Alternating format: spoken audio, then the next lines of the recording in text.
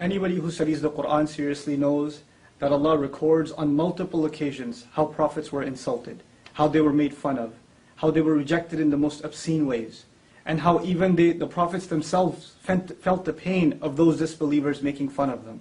Nuh alayhi salam complains about how people found him disgusting, and that they would plug their ears, with their fingers and walk away from him and pull their clothes back as a show of insult to him. And our Prophet is no exception, sallallahu alaihi wasallam.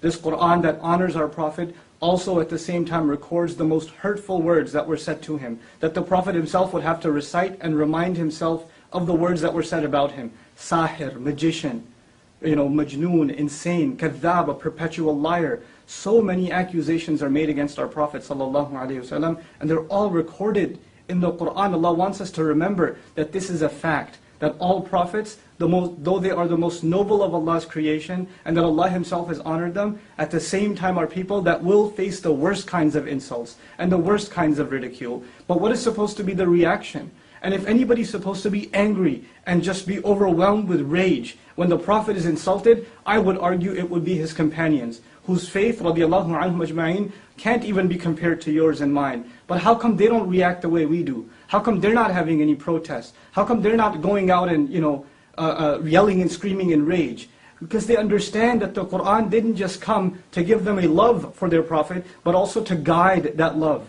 and to also teach them how to respond to these kinds of insults. How is it that we don't know that the Prophet himself is told, sallallahu alaihi wasallam, وَاصْبِرْ عَلَى مَا يَقُولُونَ, be patient over whatever they say.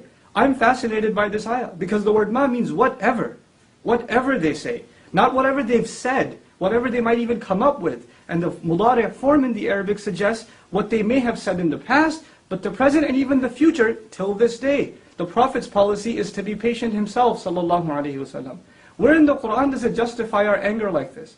And actually, is our anger even justified? If anything, I argue, the one thing we should feel towards those who hate us and make hateful speech towards Muslims is sorrow. We should feel sorry for these people. They can't hurt the Prophet. They can't take away his honor. It was given from the sky. It was given from Allah. Nothing on earth can take it away. No article, no cartoon, no film, no speaker, no hate speech, no form of art. It's not going to take away the dignity of our Prophet sallallahu alaihi wasallam.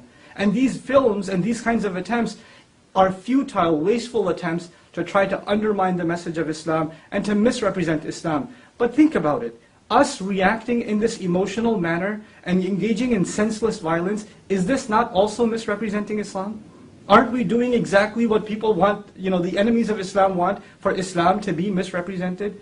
If anything makes me angry, it's the anger at our own selves that we don't understand the policy of the Quran and how to respond to insults. إِدْفَعْ بِالَّتِي هِيَ أَحْسَنُ. Respond with that which is best.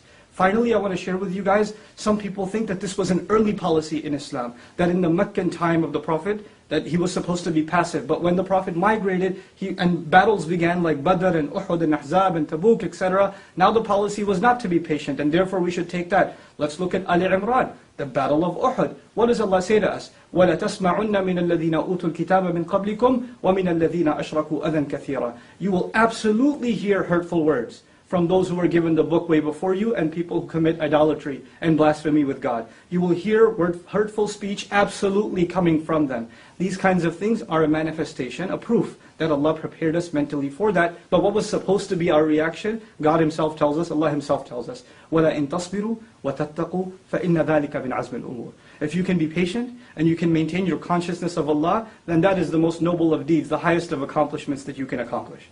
That is supposed to be the reaction of the Muslim. This video was watched by 30 people? This loser and his cousins? Before we gave it support. We made it popular. We're the ones that are giving it more flame. And I want to end with this. In school, bullies tease the kid that they know takes the teases and gets, he shows a reaction. The more we react in this way, the more we're encouraging others to pursue more hateful speech.